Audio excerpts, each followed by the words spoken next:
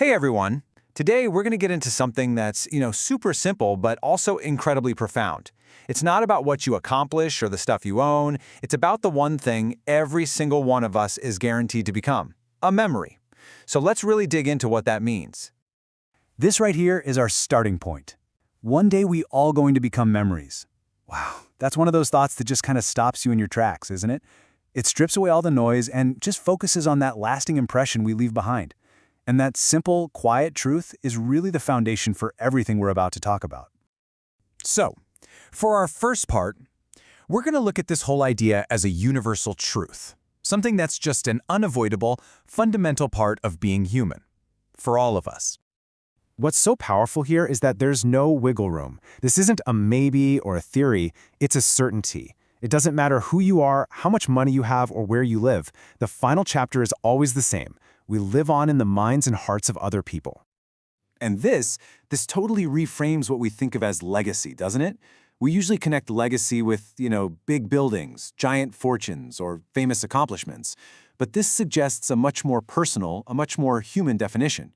Your legacy is simply the sum of how people remember you. That's it. Now, it's really easy to think that leaving a big impact is just for a select few, right? You know the names you read about in history books. We see the big titles and the headlines and think, well, that's what it takes to be remembered. But is that really true? Nope.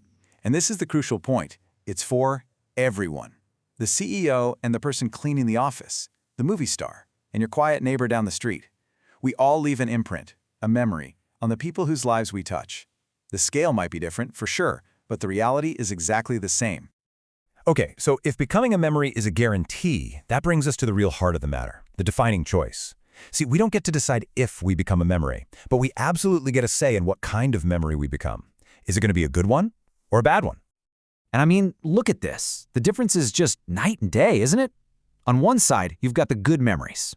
These are the ones built on kindness, on empathy, on just basic human respect. And on the other side, you have the bad memories. The ones that come from neglect, from selfishness, or from causing harm, whether you meant to or not. So that leads us to the most important question in all of this. If we can become either one, what's the one thing that actually determines the difference? What's the secret ingredient that tips the scales one way or the other? And the answer we get is just so beautifully, almost shockingly simple. It's not about our big plans or our job title or what we believe deep down. At the end of the day, it all boils down to one thing: how we treat other people. Our legacy is built in our actions, day in and day out. I absolutely love this way of thinking about it. Just imagine a giant canvas, the portrait of how you'll be remembered. Every single interaction, that quick chat with the delivery driver, the email you send to a coworker, the conversation you have with your family, every one of them is another brushstroke. Some are tiny, some are big, but they all add up to create the final picture. Now, I know what you might be thinking. That sounds like a lot of pressure. But actually, I think it's the total opposite. It's incredibly empowering. It means our legacy isn't just something left to chance. It's something we can actively build every single day. Let's look at how. And here's the best part, okay? You don't have to save the world to be a good memory. It's not about one single heroic, movie-like moment. It's about the consistency of 1,000 small, decent, kind actions. That's what adds up over a lifetime. So how do we actually do it? Well, you can think of it in 3 really powerful steps. First, just acknowledge your impact. Truly get that your words and your actions are the paint and the brush. From there, you can consciously choose your actions. In any given moment, you can choose patience over frustration, right? And the last step, become a good memory. That part just happens. When you consistently make those positive choices, it's the natural result.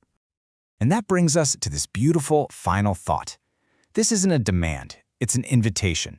It's a call to action for all of us. So let's become a good memory for someone in this world. It just reframes our whole life as this active, positive, and deeply achievable goal. And that's really the thought I want to leave you with. Building your legacy isn't about some far-off future plan. It starts right now, with your very next interaction. So the question for all of us is simple. What memory will you create today? Thanks for thinking this through with me.